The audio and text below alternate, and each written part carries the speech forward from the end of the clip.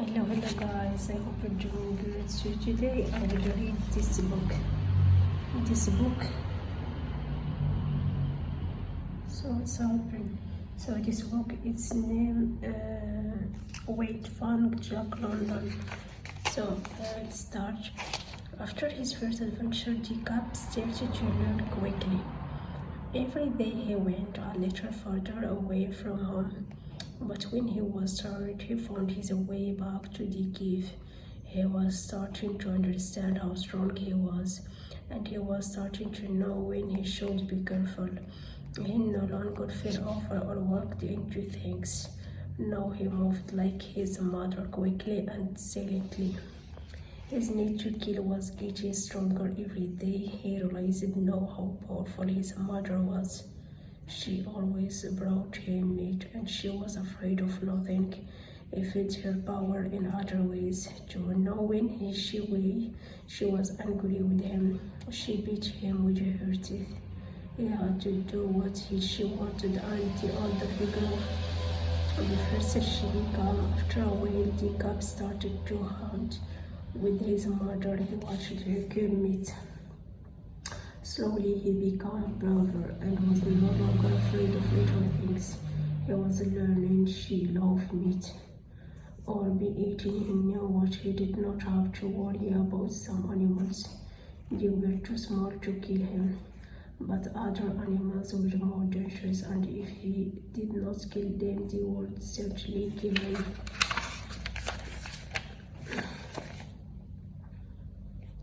Jacob had many things to learn.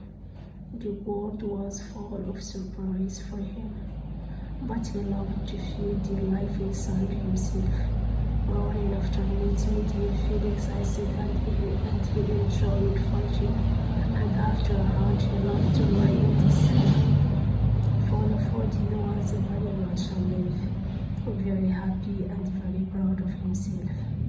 One day, however, life suddenly changed. Jacob ran down to the river to drink. Early in the morning, he was still sleepy, so at first he did not notice anything. Then suddenly he saw and smelled something strange. 5 strange animals were sitting in front of him. Jacob had never seen men before, and suddenly he felt very small. Jacob knew. Wait, I will drink. Oh no. What's happened?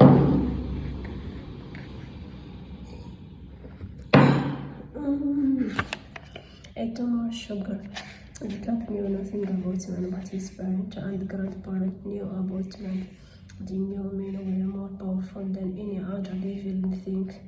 Somehow Jacob could feel that too. The men were angry, and one of them walked over to him. Then slowly the man reached down to pick him up. Jacob's head stopped falling on his back, and he showed his little teeth. Look at his white fangs. The man loved the man. Hand came closer and closer.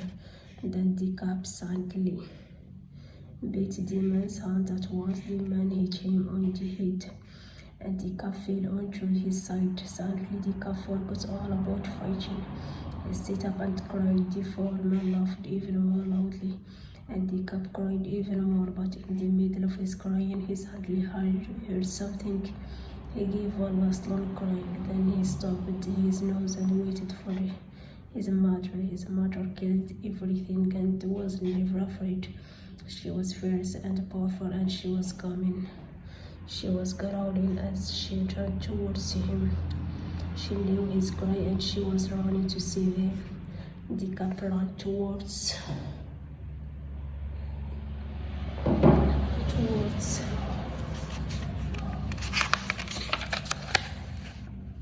He heard him stepped back a little, and the she-wolf growled at them fiercely.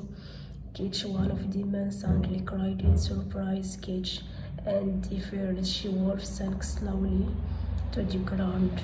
Jacob could not understand. Once again he felt the strong power of man. The man who spoke came over to Catch.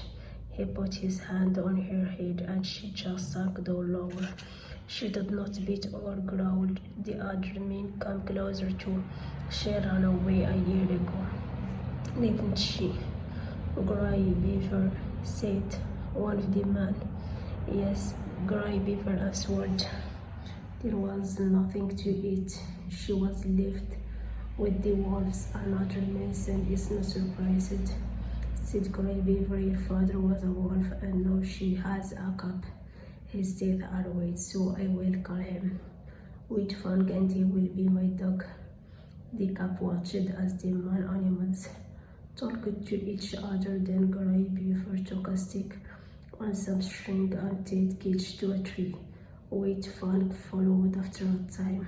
White Fang heard strange noise coming near. A few minutes later, about 40 men, women, and children came walking down the track. They were carrying things for their cub. They were many dogs to carry a bag on their back. As soon as the dogs saw the cub and his mother, they ran towards them. White Fang was knocked down and he felt teeth bit into his body. But after just a few seconds, his soul was up again. The man animals were reaching the dogs. Come, snitchly, oh no, snitchly, oh.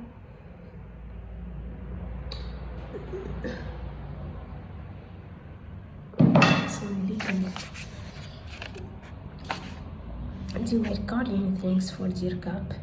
There were many dogs to carrying bag on their back. As soon as the dogs saw the cub and his mother, then ran towards them. White Fang was knocked down and he felt teeth bit into his body, but after just a few seconds he was up again. The men animals were facing the dogs away with stick, and soon White Fang licked his cat. This was his first meeting with the man animals. He was not happy that they attacked him, and he was not happy that his mother was. He needed to be with his mother, and this meant that he too was not free.